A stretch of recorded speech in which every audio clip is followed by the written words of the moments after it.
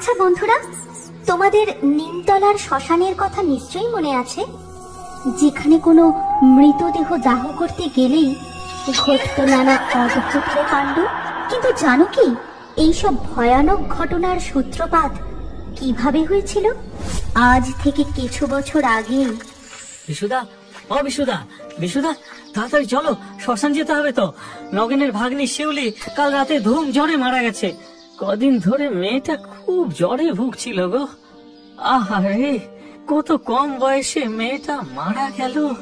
কি বলছিস কি নিতাই, আবার একটা মেয়ে? জানিস না ওখানে কোনো ছেলে বা মেয়ের মৃতদেহ সৎকার করতে গেলেই, আরে মনে নেই গেলবার হরেন মাস্টারের 13 বছরের ছেলেটার মৃতদেহ সৎকার করতে গিয়ে কি অবস্থা হয়েছিল? সব মনে আছে, কিন্তু কি করা যাবে বলো, মৃতদেহ তো নিয়ে যেতেই হবে। চলো, দিনের আলো থাকতে থাকতে সব কাজ ভালোই ভালোই মিটিয়ে ফেলি। এই বলে তারা সবাই মিলে সেই ছোট মেয়েটির মৃতদেহ নিয়ে শ্মশানের দিকে রওনা হলো। বল হরি, হরি বল, বল হরি, হরি বল, বল হরি, হরি বল, বল হরি, হরি বল। তারা মৃতদেহ নিয়ে শ্মশানে প্রবেশ করে চিতায় আগুন দেবে, ঠিক তখনই শুরু হয় সেই আগের মতোই অদ্ভুত ভয়ঙ্কর তাণ্ডব। গোটা শ্মশান অন্ধকারে ডুবে যায়।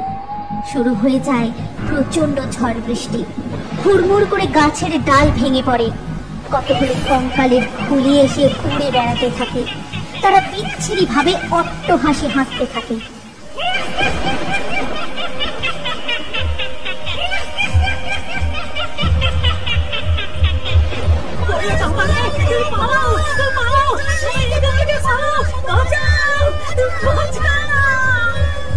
তারপর গ্রামের সব লোক ভয় পেয়ে সেখান থেকে পালিয়ে যায়।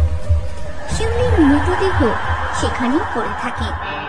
আজ পর্যন্ত তারা গ্রামের কোনো বাচ্চা ছেলে মেয়ের মৃতদেহ এই শ্মশানে সৎকার করতে পারেনি। এমন সব ভয়ঙ্কর কাণ্ড ঘটেছে যে তারা মৃতদেহ সেখানে ফেলে রেখে পালিয়ে যেতে বাধ্য হয়েছে। এমনকি তারা জানতেও পারে না ফেলে আসা সেই মৃতদেহের কি হয়ে থাকে। শুধু পালিয়ে যাবার সময় তারা শ্মশান থেকে একটা হাসির শব্দ শুনতে পায়।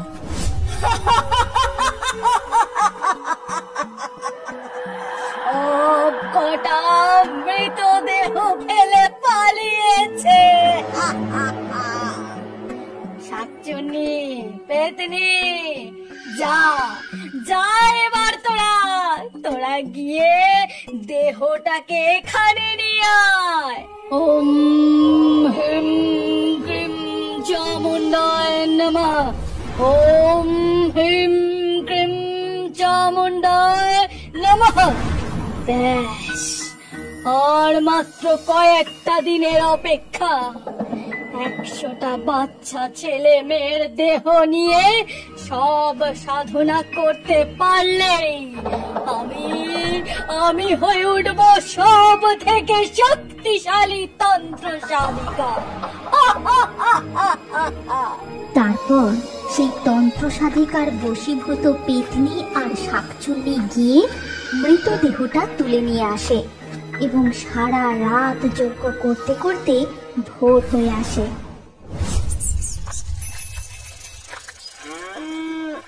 এই যে লাট সাহেবের বেটা, সূর্য মাথার উপর উঠে গেল তবুও তোর ঘুম ভাঙলো না। এই বলে শিখা বলাইয়ের গায়ে এক ঘটি জল ঢেলে দেয়। ছোট্ট বলাই হুড়মুড়িয়ে উঠে বসে। শিগগির ওঠ, ওঠ বলছি। উঠে সব কাজ তাড়াতাড়ি করে যা, তারপর বাবার দোকানে চলে যা। মানুষটা সেখানে খেতে খেতে মরবে আর উনি বাবু এখানে বিছানায় শুয়ে আরাম করবেন। মাটাকে তো খেয়েছিস, এবার কি বাপটাকেও খেতে চাস? যা যা শিগগির বলছি। প্রতিদিন বলাইয়ের সকাল এইভাবেই শুরু হয়। সৎ মা বলাইয়ের উপর ঠিক এইভাবেই অত্যাচার করে। মা হারা ছোট্ট বলাই সকালবেলা ঘুম থেকে ওঠার পর থেকে সারা দিন মুখ বুজে বাড়ির সব কাজ করে যায়। তারপর সে তার বাবার সাইকেলের দোকানে গিয়েও অনেক কাজ করে। কিন্তু তার বাবা এই সমস্ত কিছু দেখার পরেও শিখার বিরুদ্ধে কিছু বলে উঠতে পারেন না। বলাই, কিছু খেয়ে এসেছিস বাবা? না বাবা, আমাকে কিচ্ছু খেতে দেয়নি। জানি তোর মা তোকে খুব কষ্ট দেয়, ঠিকঠাক করে খেতে দেয় না, তোর স্কুলে যাওয়াটাও বন্ধ করে দিল। এই রকমটা হবে আমি বুঝতে পারিনি রে বাবা। তুই দেখিস একদিন সব ঠিক হয়ে যাবে। তারপর বাপ ছেলে মিলে সারাদিন দোকানে কাজ করে রাতে বাড়ি ফিরে যায়। রাতে যখন নানা রকম খাবার সাজিয়ে খেতে বসে, শিখা তখন নিজের ছেলে টুকাইকে 2 পিস মাছ দেয়, কিন্তু বলাইয়ের কপালে জোটে শুধু ভাত আর ডাল। যতীন সবকিছু দেখেও চুপ করে মাথা নিচু করে থাকে। ও মা, মা আমাকে 1 পিস মাছ দেবে? আমি কতদিন মাছ খাইনি। যা দিয়েছি তা চুপচাপ খেয়ে নে, আর মাছ নেই। ভাইকে তো 2টো মাছ দিয়েছো, আমাকেও একটা দাও না মা। আবার আবার তুই আমার ছেলের খাবার দিকে নজর দিচ্ছিস? যা দিয়েছি চুপচাপ খেয়ে নে। আহা, তুমি একটা মাছ টুকাইয়ের থেকে ওকে দাও না, ছেলেটা তো 2টো মাছ খেতেও পারবে না। তুমি চুপ করো, দেখতে পাচ্ছ না ছেলেটা আমার কেমন দিন দিন শুকিয়ে যাচ্ছে? ওকে এখন ভালো মন্দ না খাওয়ালে চলে? তুমি চুপচাপ খেয়ে নাও তো। তারপর যতীন তার নিজের ভাগের মাছটুকু বলাইকে দিতে গেলেও শিখা দিতে দেয় না। প্রচন্ড অশান্তি শুরু করে। যতীন রাগে খাবার ছেড়ে সেখান থেকে উঠে যায়। দিলি তো বাবার খাওয়াটা ঘুচিয়ে, এবার শান্তি হয়েছে তোর? দেখ না, দেখ আমি তোর আজ কি করি। আজ তোরও খাওয়া বন্ধ। এই বলে শিখা বলাইয়ের ভাতের থালাটা কেড়ে নেয় আর একটা বেতের কঞ্চি দিয়ে বলাইকে খুব মারতে থাকে। ছেড়ে দাও মা, মা ছেড়ে দাও, আর কখনো এরকম করো না, কখনো করো না, আমাকে ছেড়ে দাও মা। তারপর বলাই কাঁদতে কাঁদতে বাড়ি থেকে দৌড়ে পালিয়ে যায় এবং সে অনেক দূর চলে যায়।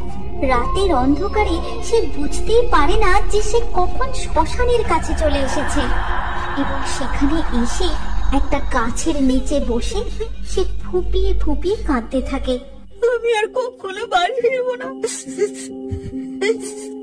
মা, তুমি আমাকে একা ফেলে রেখে কেন চলে গেলে মা? নতুন মা আমাকে খুব মারে, একটুও ভালোবাসে না। তুমি কেন চলে গেলে মা? কেন চলে গেলে? ওম হিম ক্রিম চামুন্ডায় নমঃ।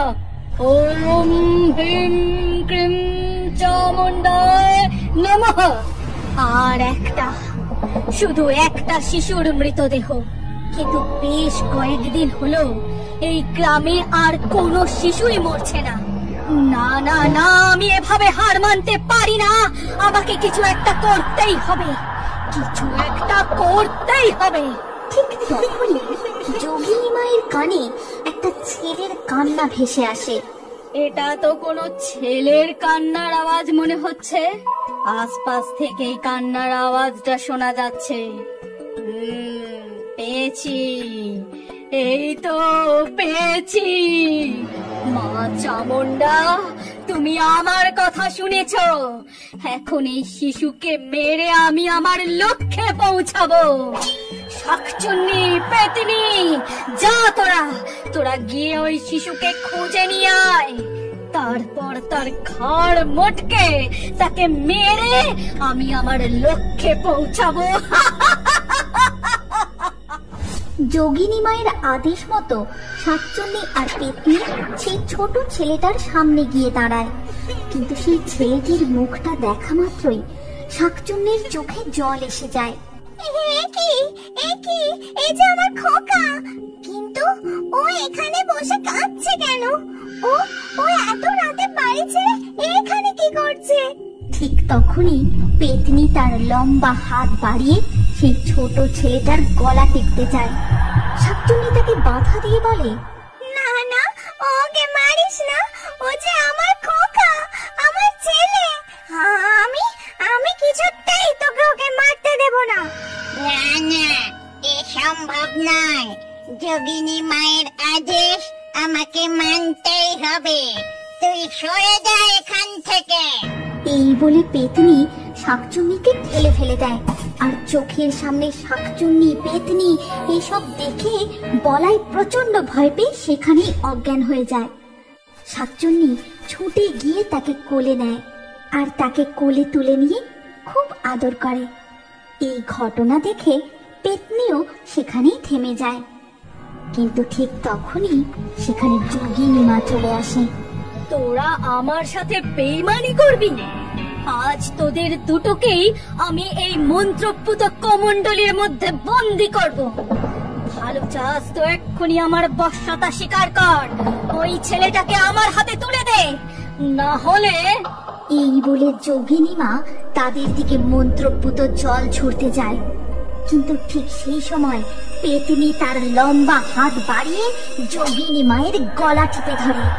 খন্ড যোগিনী, তোর কথা শুনে আমরা ছোট্ট ছোট্ট শিশুদের মৃতদেহের সৎকার পর্যন্ত করতে দেইনি। তাদের আত্মার শান্তি হয়নি। আজকের পর থেকে এই শ্মশানে আর কোন শিশুর মৃতদেহ নিয়ে কোন তন্ত্র সাধনা করতে আমরা তোকে দেব না। ভালো চাস তো এখনই এই শ্মশান থেকে চলে যা, না হলে তোর ঘর ভটকে রাখতে শেখাবো। ঠিক আছে, ঠিক আছে, দেখে নেব তোদের দুটোকে, এর বদলা আমি নেব। এই বলে যোগিনী মা সেখান থেকে দৌড়ে পালিয়ে যায়। কিন্তু আজও সেই শ্মশানের মধ্যে গেলে গা ছমছম করে। সন্ধ্যার পর সেখানে কেউ একা গেলে সে আর বেঁচে ফিরে আসতে পারে না।